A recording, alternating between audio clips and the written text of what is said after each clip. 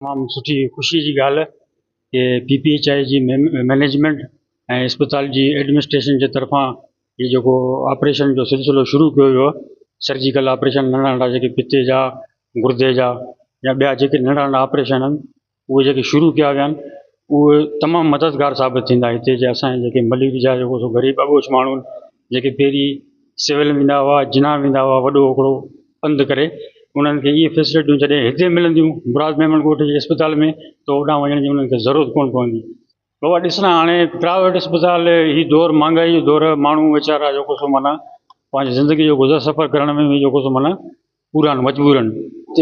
इहे जेके ऑपरेशन आहिनि इहे इलाही महांगा जेको सो माना एक्सपेंसिव ऑपरेशन आहिनि, उहे माण्हू प्राइवेट हॉस्पिटल में नथा कराए सघनि। हिते जॾहिं फ्री ऑफ कॉस्ट इहे ऑपरेशन सुठे माहिर डॉक्टरनि जी निगरानी में मतिलबु हिन अस्पताल में मेमनकोट जे अस्पताल में कया वेंदा त माण्हुनि खे ॿाहिरि वञण जी ज़रूरत कोन पवंदी। असीं अञा वधीक जेको सो माना PPHI जी मैनेजमेंट हिन अस्पताल जी एडमिनिस्ट्रेशन खां जेको सो इहा उमेदु था रखूं, तवक़ो था रखूं त अञा बि हिन अस्पताल खे मज़ीद बहितरी खां जेको न बहितरी आंदी वेंदी। जेके फैसिलिटियूं कराची जे सिविल ऐं जिना में आहिनि, जिते उहे फैसिलिटियूं कराची जे माण्हुनि खे जेको सो माना मिलनि थियूं, इहे हिते मलीर जे माण्हुनि खे हिते असांजे हिन मुराद मेमनकोट जे अस्पताल में बि मिलणु शुरू थींदियूं इंशाअल्लाह।